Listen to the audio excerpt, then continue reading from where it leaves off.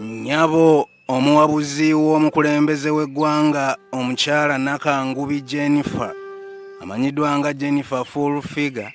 Eno y'ebbaluwa omuvubuka Kigundu Hashim amanyiddwa nga Simpoke mutima gwa Uganda gy'akuweerezza nga yeetonda olw'okudda ku linnya lyo n'aligubyagubya. Olwo nze Maseruka the Poet omuzira mu bazira n'engisengejja era n'engirombojja.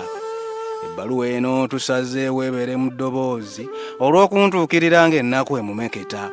Emudoobya budoobya asiba mu kutegana ng'ate gye yasobya atyayo nnyo okukamala konza okwetondera mu kyama nga ndaba tekikola ng'ate ggwe wadda ku linnya lyo olina otulugunya olw'amalala agakulimba ne gakuwalabanya n'olimbalimba ensi eno ng'oyagala okuwulirwa. Nnyabo wange nze abadde mu mitambo gy'okubaga ebbaluwa eno nzaalibwa bange y'abanyonsa n'ensobola okukakata bw'atyo Simpoke bwaze ng'amaziga avulubanye ayungudde mangi nnyo n'enkompe ne zikala.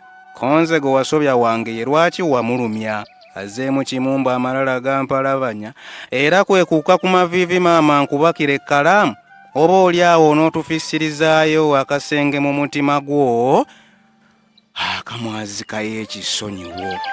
Ebbaluwa eno eyayanira ekisonyiwo kopi emu agiweerezzaako maama Fiine yamujuna nga yakalabika ate kopi endala n'agiweereza ekibiina ekitaba abayimbi mu ggwanga ekya Uganda National Musicians Federation.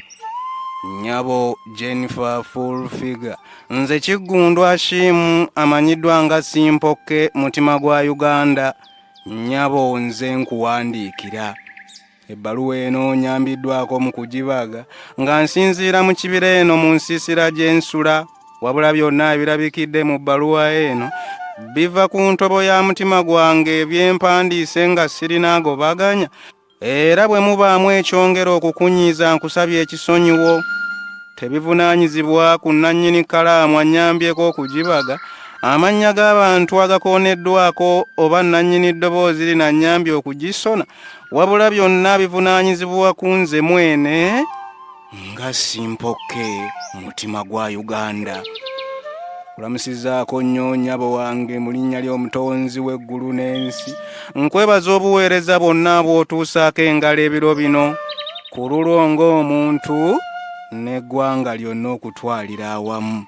Nange gye ndi eno nanyaaluka nakyukyuka olwavayo mu kkomera ensi ne neegabanyiza nsula ntudde bwe nti mu nsiisire ya Botoka ne nejjusa nnyo olw'amalala agampalabanya n'endagadaaga bwe nti nkirako yalaluka omusajja yali ayimba ennyimba zange nga zitandise okuwulirwa nga n'emikwano gijja ne ginnyamba we mba nnemererwa kati nze ensiiba eno n'ekyokulya ne kibula.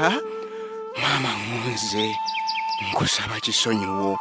Kimanyi nakulumya olw'ebigambo bye nakwogerako ebyakalebule ne neepampalika olw'ettutumu okulifuna nga neerabidde nti olina abakugoberera era neetondera famire yo na buli muntu akulinako akakwate mikwano gy'abaali bakuggyeemu obwesigwa olw'ebyo bye nayogera.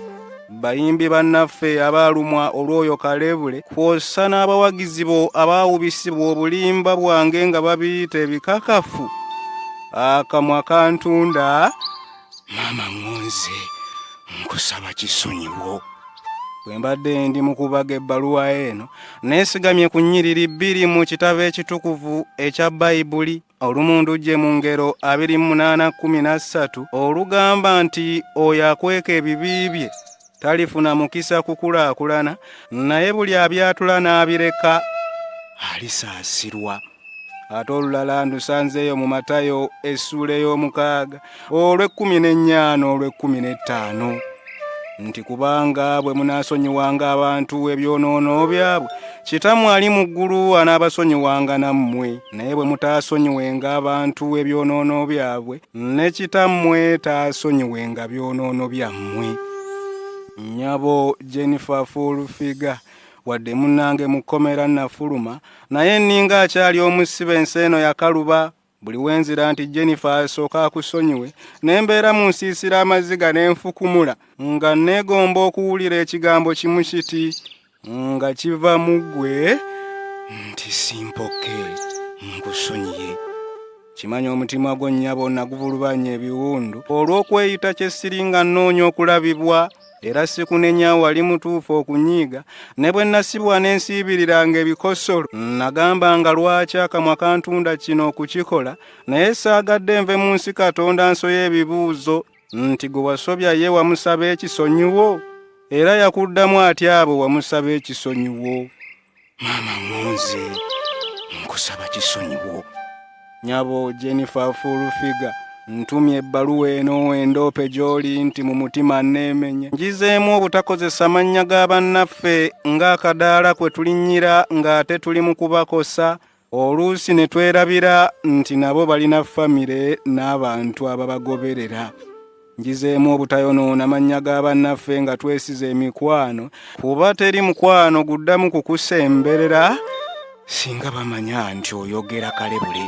Ngizeemu nti ensi eno ekyuka, tusaana okuba abantu balamu mu bannaffe gye tuyita, kuba nze kamwa ke kantunda ne kanzija mu ggoloofa mwe nali nfuluutira. Nzuuno kati nsula mu nsiisira eyabotoka, ne naddibanga ensi ng'entunuulira n'ensekerera. Yenga naasanyuka nnyo nnyabo ng'onjazisa ekisonyiwo, n'enfunayo abazira kisa ne bakunsisinkanya, ne nnyongera okukkaatiriza ebiri mu bbaluwa eno, n'ensaabulula byonna bye nayogera mu mawulire. Nnyabo Jennifer Fulfiga, nga nsemberera okukomeka ebbaluwa eno, nfukamidde wansi n'endaajanira omutonzi atutonda, akunjazikira ekisa ekingabira ekisonyiwo, akugabirire n'ab'enjuuyo b'olabirira n'abakulabirira, akwongera obukuumi n'obuwangaazi, naye ekisinga byonna, maama ngonze nkusaba kisonyiwo. Nassaako omukono, simpoke mutima gwa Uganda.